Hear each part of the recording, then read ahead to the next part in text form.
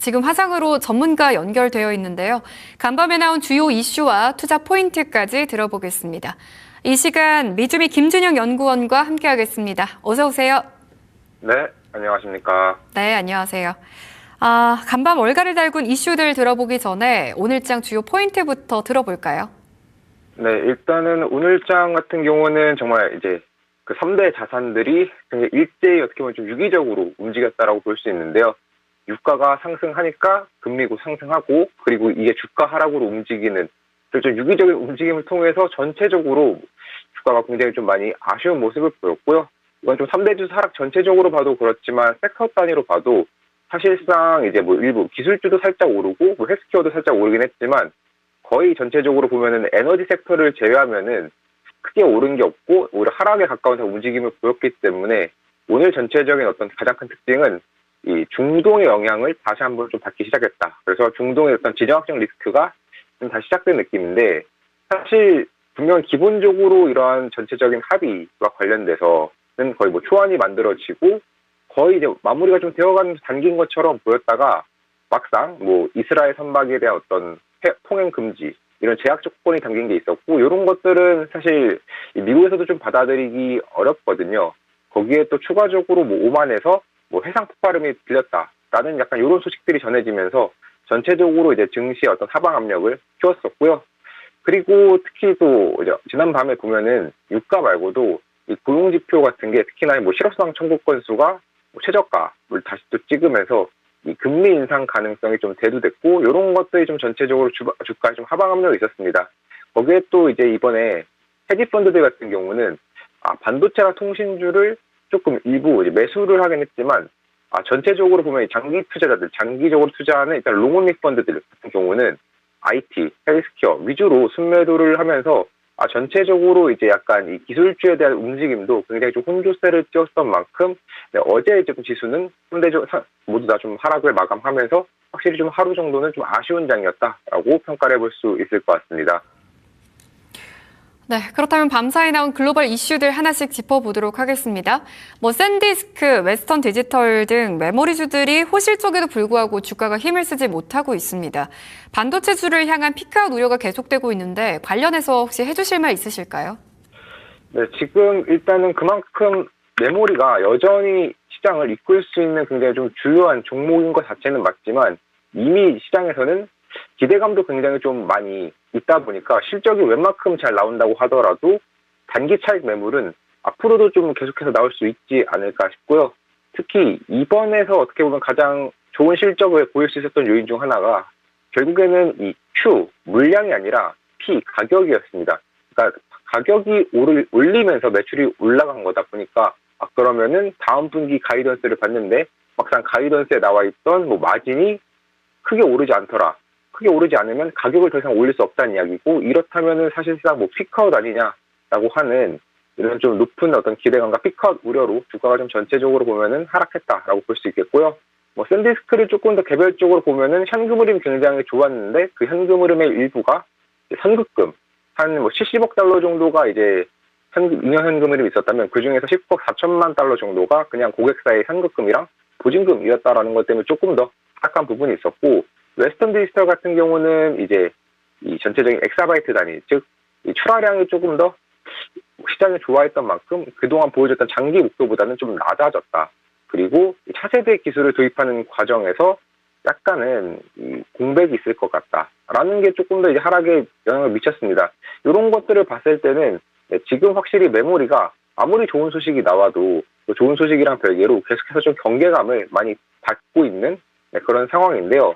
특히 이런 좀 리스크를 조금 더 키울 수 있는 게 이번에 그 엔비디아의 어떤 소식입니다. 왜냐하면 엔비디아가 원래 굉장히 전체적인 그 BOM, 이 재료값 안에 이 메모리 비중을 많이 높이면서 메모리의 전체적인 상승을 이끈 바도 있었거든요. 그런데 엔비디아 같은 경우는 지금 이번에 일반 루빈 칩 말고 그보다 다음 칩 루빈 울트라에서 메모리 용량을 좀 줄인 프로토타입을 지금 현재 테스트하고 있다고 했거든요. 예를 들면 원래 예상했던 게 한 1TB HBM4E를 쓸 줄 알았는데 막상 보니까 192GB 혹은 256GB, 그래서 훨씬 더 좀 내려간 모델들을 좀 쓸 생각을 하고 있는 것으로 보입니다. 이렇다라고 한다면은 이런 어떤 걱정 그 자체가 지금 메모리는 실적보다는 그 피크아웃 우려가 계속해서 주가를 끌어내리고 있는데 이런 것들을 지금 계속해서 내러티브적으로 가져갈 수밖에 없는 상황이고요.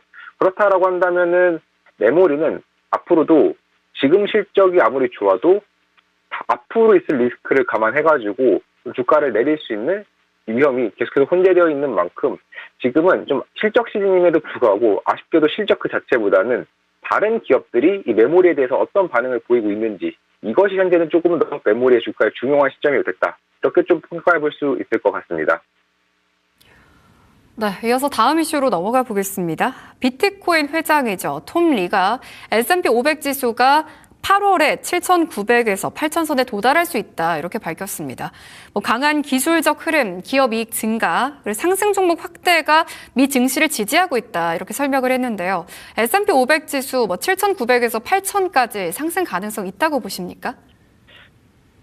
지금 현재 어떻게 보면 S&P 500 지수랑 비교했을 때 그 상승 8,000까지 가는 그 상승이 그렇게까지 어려운 건 아니거든요. 그래도 한 4에서 5% 정도 이제 상승을 하게 되면은 그래도 이 8,000까지는 갈 수 있는 상황인데 그런 점을 봤을 때 지금이 아직까지도 8월 초다라고 평가를 해볼 수 있을 때는 충분히 가능할 것 같고요. 특히나 이 톰리가 말했던 것처럼 그 어떤 최근 한 거의 2달 가까이 그 약간 좀 다졌죠. 그러니까 앞으로 올라갈 수 있는 그 길을 위해 좀 다진 것이 있는 만큼 앞으로 제 생각에도 충분히 상방 돌파는 가능할 것 같습니다. 특히나 뭐 반도체가 좀 빠지는 그 기간 동안에도 사실은 나머지 섹터들이 올라가 주면서 주가가 좀 상승했던 게 S&P 500의 움직임이거든요. 그래서 추가적인 어떤 기술주들이 조금만 특히 하이퍼스케일러들의 상승이 조금만 올라가 준다면은 비록 반도체가 이전만큼의 폭발적 성장은 보여주진 못한다고 하더라도 S&P 500 8,000은 좀 뭐 숫자적으로 수치적으로 좀 가능하다라고 볼 수 있겠고요.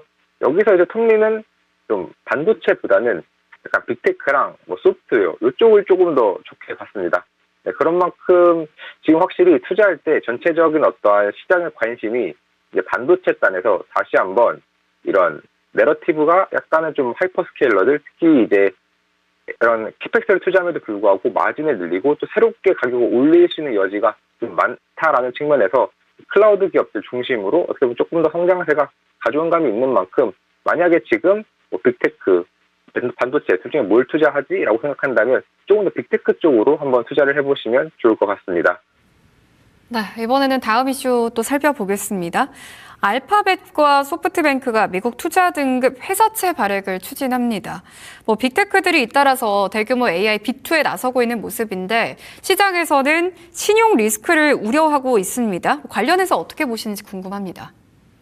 네, 분명히 계속해서 이렇게 좀 투자를 늘린다는 것 자체는 뭐 관련 부품사들에게 있어서는 좋을 수 있지만 사실 해당 정말로 딱 투자를 더 추가적으로 늘리겠다, 뭐 채권을 발행하겠다, 대출을 받겠다라고 하는 기업들에게는 될 수밖에 없을 것 같고요.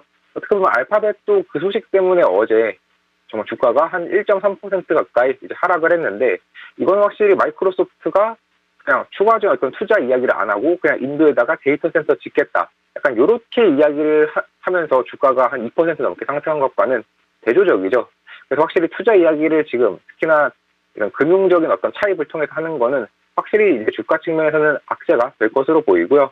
다만 이번에 소프트뱅크도 오픈 AI 지분 담보로 한 100억 달러 정도 조달을 했고 그리고 알파벳 같은 경우도 한 250억 달러 최대치로 봤을 때는 회사채를 발행하겠다라고 이야기를 했는데 그래도 일단은 시장에서는 이 알파벳의 회사채 발행에 대해서는 뭐 1,000억 달러가 넘는 자금이 이제 몰리면서 확실히 좀 그래도 이런 투자는 이번에 빌려준 것 자체는 안전하다. 그리고 추가적인 어떻게 보면 이걸 기반으로 성장할 수 있는 여력 자체는 좀 남아 있다라는 것을 좀 보여주긴 합니다.